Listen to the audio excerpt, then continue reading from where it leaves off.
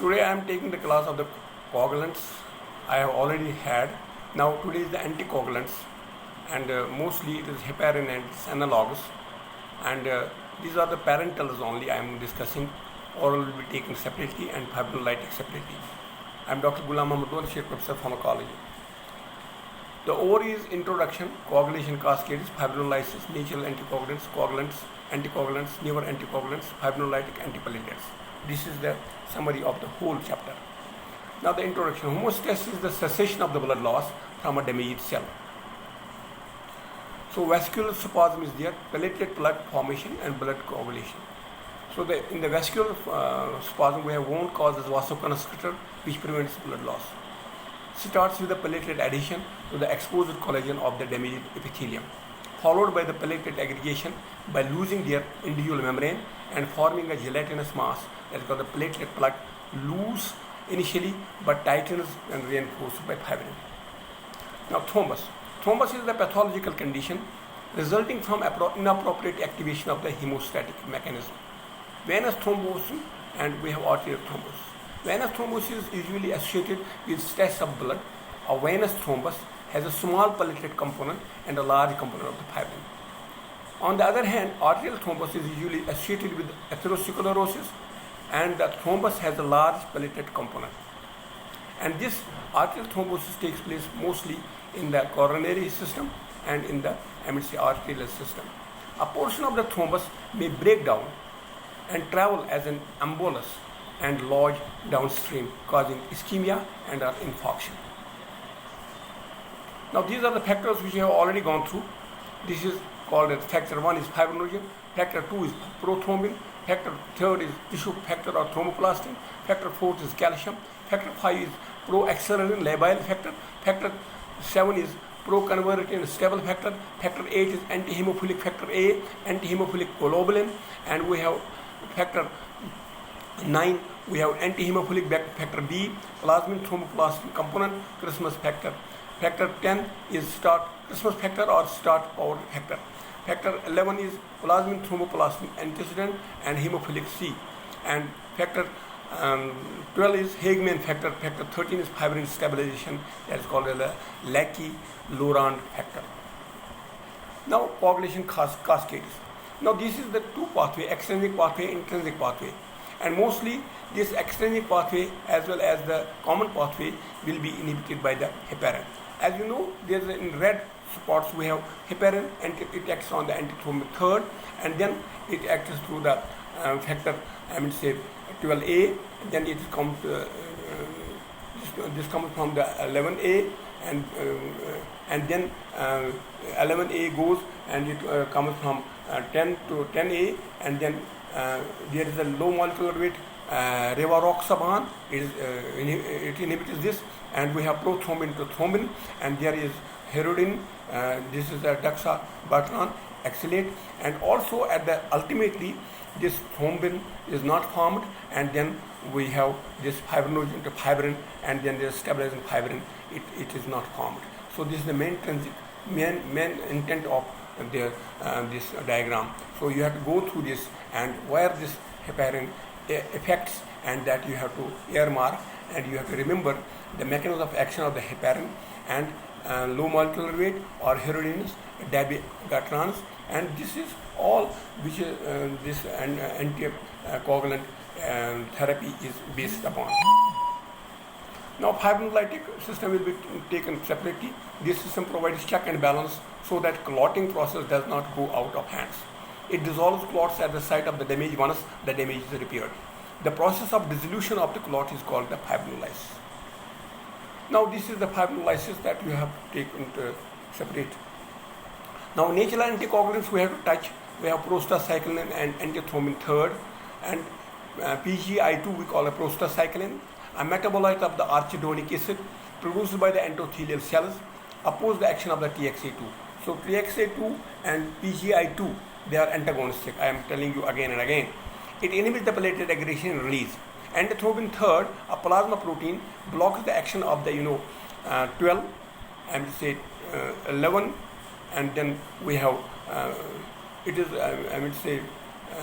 then 9 then 10 and second. These are blocks the action of the antithrombin third, a plasma protein. This is the blockade where these 5 factors are being blocked. Now protein C is also plasma protein, inactivates factor 8 and factor 10, not blocked by AT3. Enhance the activity of TPA that will be dealt in. It is a vitamin K endogenous anticoagulant. It is activated by the thrombin through binding to its receptor thrombomodulin. Then we have heparan sulfate, a proteoglycan related to heparin synthesized by the endothelial cells, serves as a cofactor. It enhances the activity of antithrombin third. Now coagulants I have gone through. This is all about coagulants which you have already gone through it, and now we have parenteral anticoagulants. As you know, anticoagulants as such can be this I have already recapitulated what you are supposed to know again and again. Now this is the parenteral anticoagulant.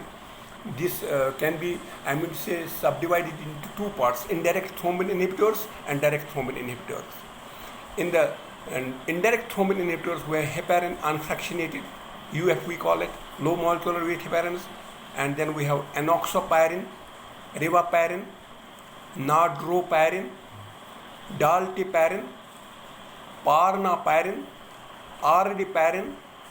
Then another is, this is a newer one, fondaparinux and danaparoid.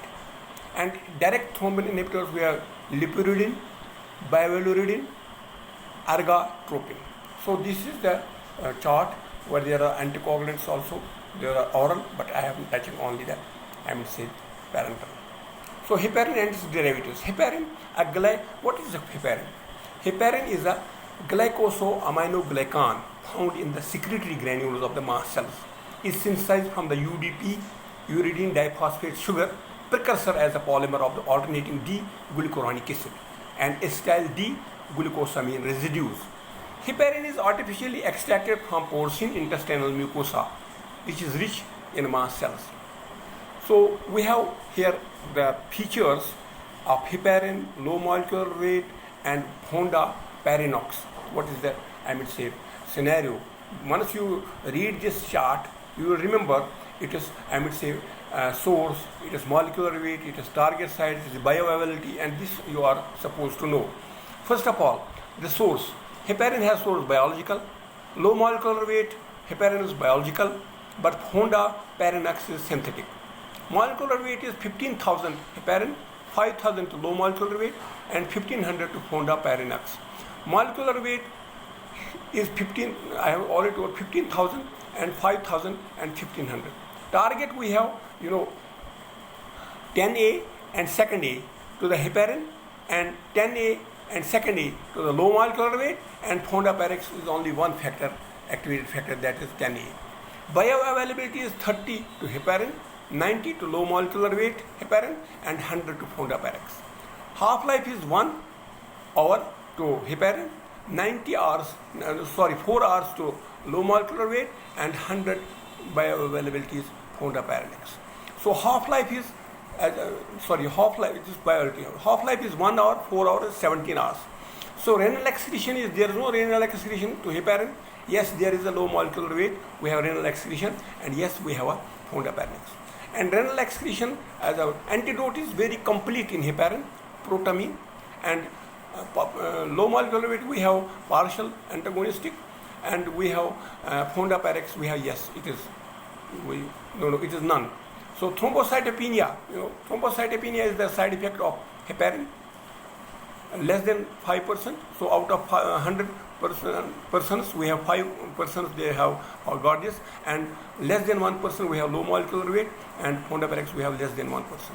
So you have a comparative pharmacology here, which you have to remember heparin analogs.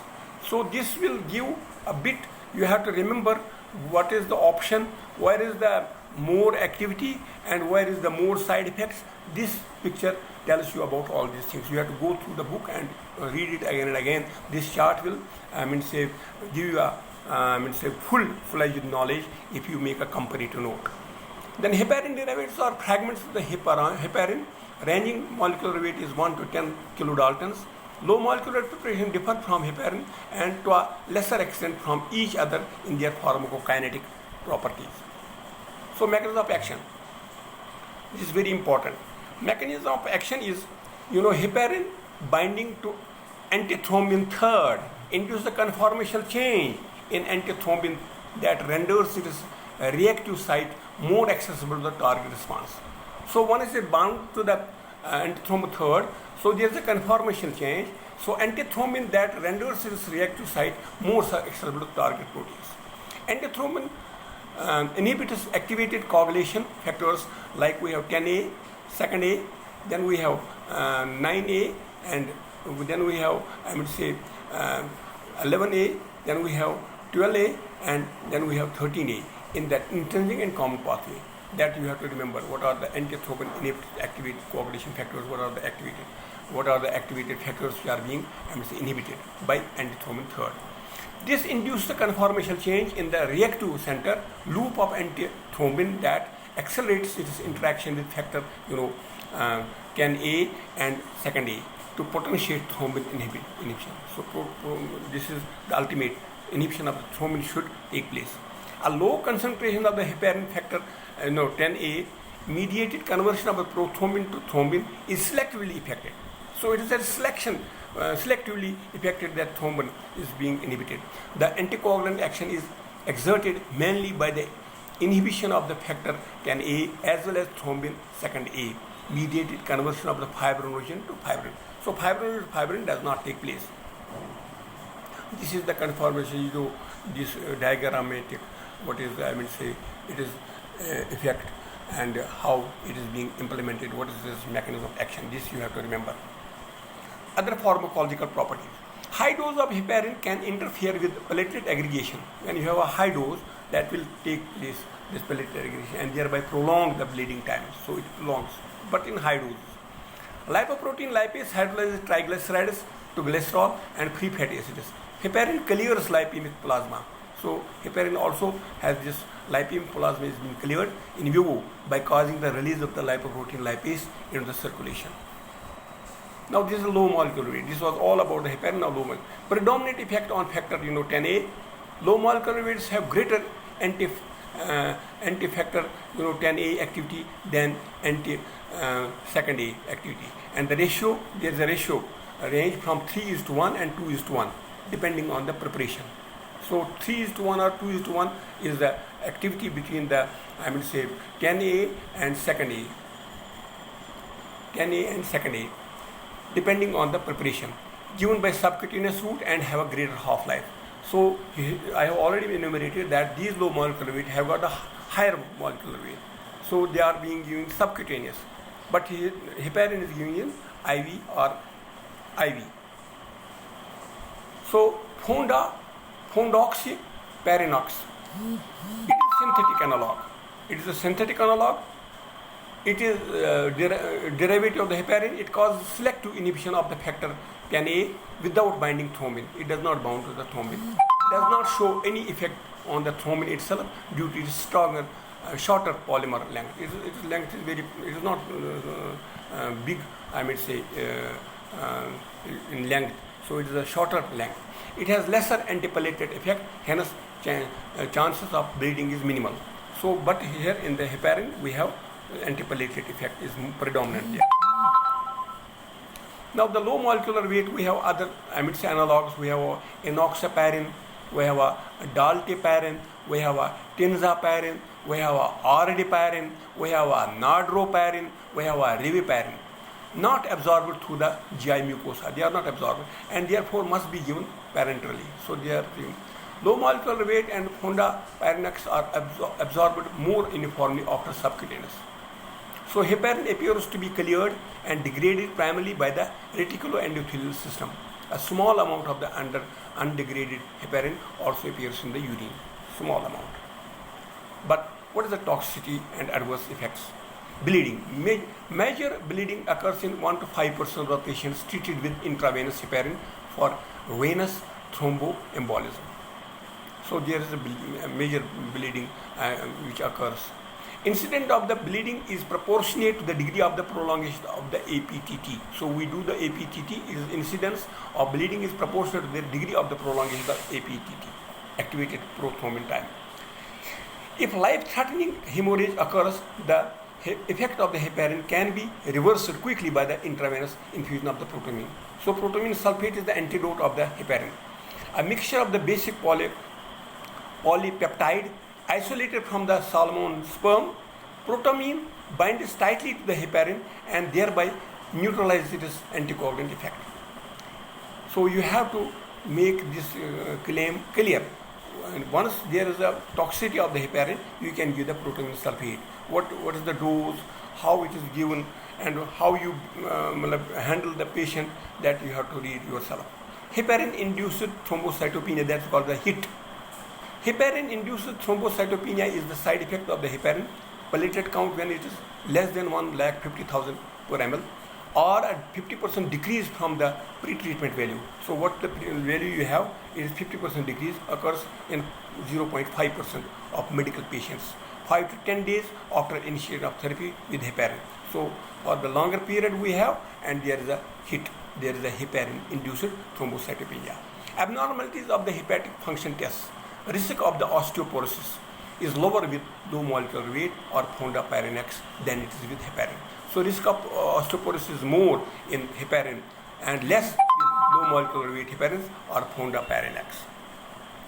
Now the contraindication, bleeding disorders. History of the heparin-induced thrombocytopenia because of the bleeding disorders. This is a contraindication in those patients. We have not to give this. And then we have a severe hypertension, risk of the cerebral hemorrhage. If there is a hypertension, we have to select the patient. If it is a hypertension, we have not to give the heparin because of the severe hypertension induces the cerebral hemorrhage. Threatened abortion if the patient is pregnant. Piles, GI ulcers, risk of aggravated bleeding we cannot give.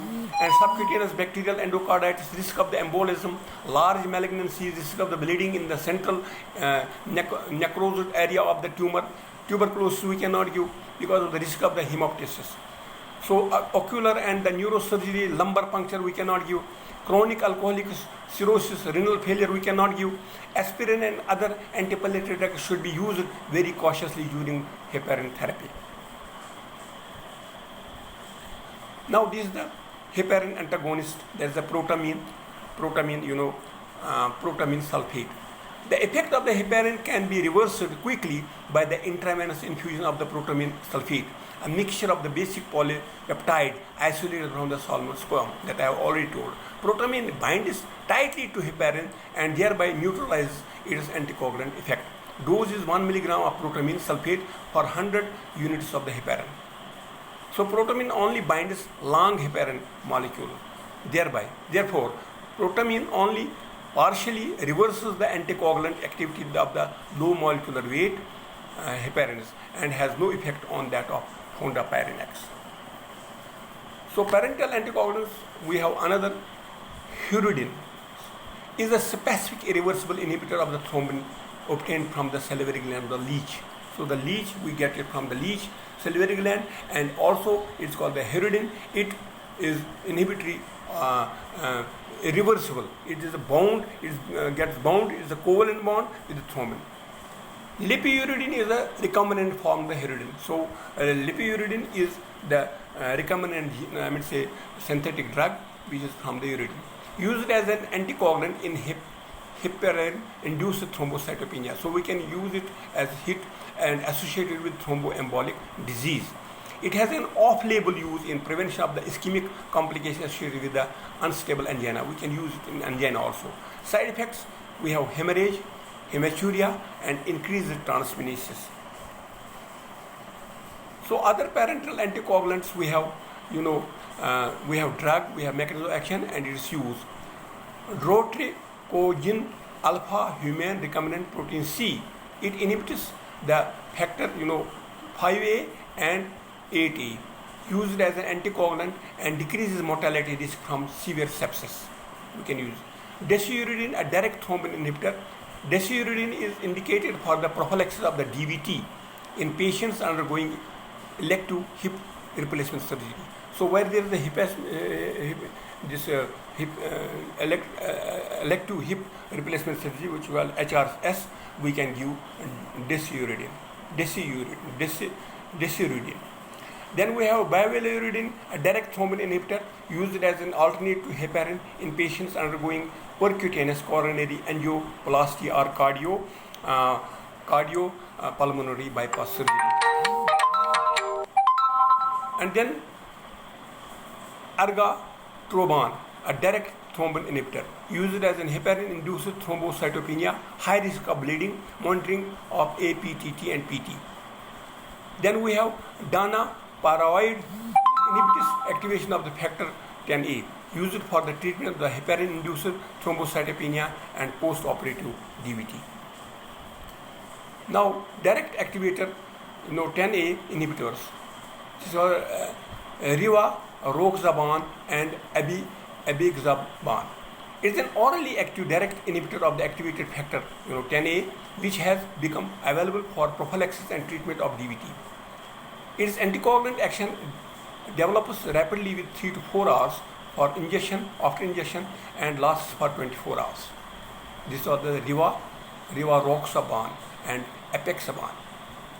It requires no laboratory monitoring of PT or APTT and is recommended in a fixed dose of 10 mg once daily, starting in 6 to 10 hours after surgery for prophylaxis of the venous thromboembolism following total knee or hip surgery. If a patient is on the DVT,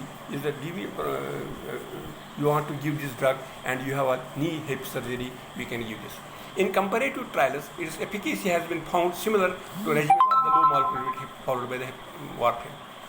Rivaroxaban has also been found equally effective as warfarin for preventing stroke, patients with atrial fibrillation.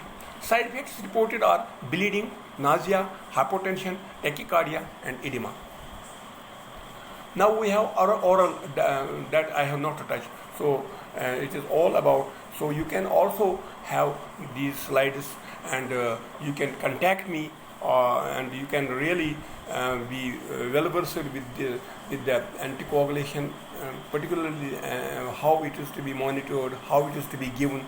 That you have to go through separately. And I hope you will read it and you will become experienced in reading, experiencing in writing, experiencing in talking, mechanism of action, routes of administration, and the drug and efficacy and potency, how much it is given. That is a separate issue, and you have to go through these issues separately.